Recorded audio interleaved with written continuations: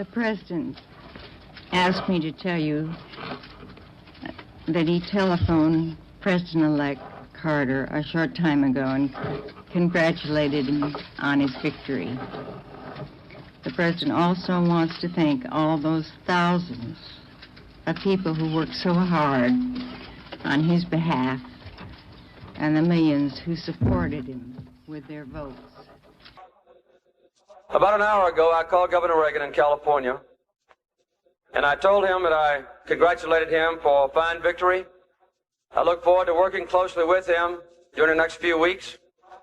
We'll have a very fine transition period. I told him I wanted the best one in history, and I then sent him this telegram, and I'll read it to you.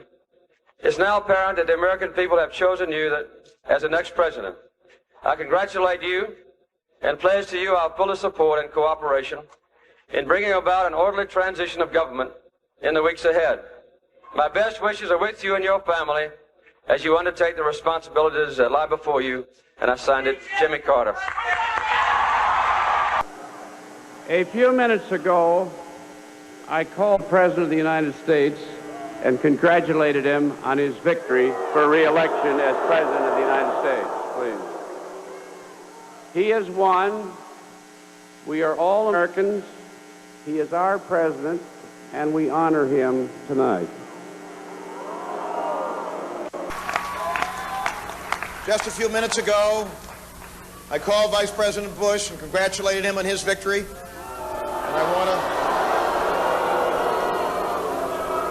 And I know I speak for all of you and for all the American people when I say that he will be our president, and we'll work with him. This nation faces major challenges ahead, and we must work together. And I extended my best wishes to him and to Mrs. Bush and to the members of the Bush family. Thank you so much. Well, here's the way I see it. Here's the way we see it, and the country should see it, that the people have spoken, and we respect the majesty of the democratic system. I just called Governor Clinton over in Little Rock and offered my congratulations. He did run a strong campaign.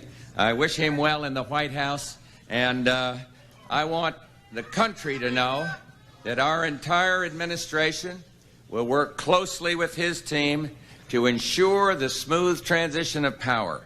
There is important work to be done, and America must always come first. So we will get behind this new president and wish him well. I have said repeatedly in this campaign that the president is my opponent, not my enemy, and I wish him well, and I pledge my support in whatever advances the cause of a better America. Is that what the race was about in the first place? A better America as we go into the next century. Thank you very much. Good evening. Just moments ago, I spoke with George W. Bush and congratulated him on becoming the 43rd President of the United States. And I promised him that I wouldn't call him back this time. I offered to meet with him as soon as possible so that we can start to heal the divisions of the campaign and the contest through which we've just passed. Almost a century and a half ago, Senator Stephen Douglas told Abraham Lincoln, who had just defeated him for the presidency, "Partisan feeling must yield to patriotism." I'm with you, Mr. President, and God bless you.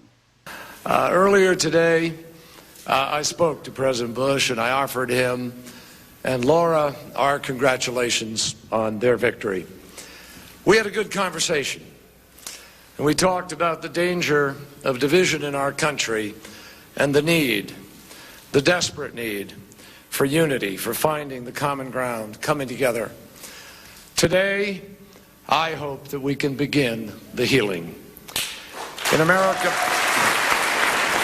My friends, we have come to the end of a long journey. The American people have spoken, and they have spoken clearly.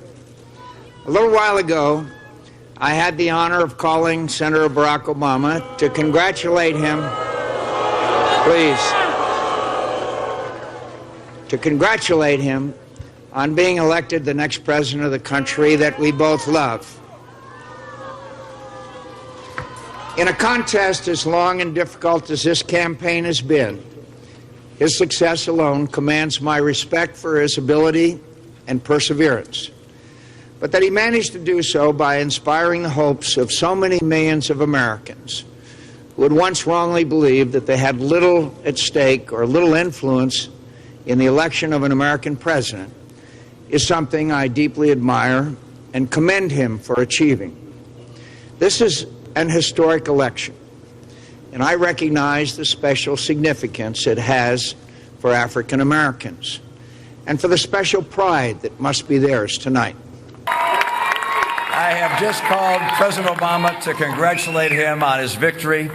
His supporters and his campaign also deserve congratulations. I wish all of them well, but particularly the President, the First Lady, and their daughters. This is a time of great challenges for America, and I pray that the President will be successful in guiding our nation. Last night, I congratulated Donald Trump and offered to work with him on behalf of our country.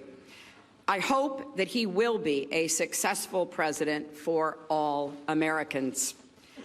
This is not the outcome we wanted or we worked so hard for, and I'm sorry that we did not win this election for the values we share and the vision we hold for our country. Good evening. I'd like to provide the American people with an update on our efforts to protect the integrity of our very important 2020 election. If you count the legal votes, I easily win. If you count the illegal votes, they can try to steal the election from us. If you count the votes that came in late, we're looking at them very strongly, but a lot of votes came in late. I've already decisively won many critical states, including massive victories in Florida, Iowa, Indiana, Ohio. To name just a few, we won these and many other victories despite historic election interference from big media, big money, and big tech. As everybody saw, we won by historic numbers. And the pollsters got it knowingly wrong. They got it knowingly wrong. We had polls that were so ridiculous, and everybody knew it at the time. There was no blue wave that they predicted. They thought there was going to be a big blue wave. That was false. That was done for suppression reasons. But instead, there was a big red wave. And it's been properly acknowledged, actually, by the media. They were, I think, very impressed. But that was after the fact. That doesn't do us any good.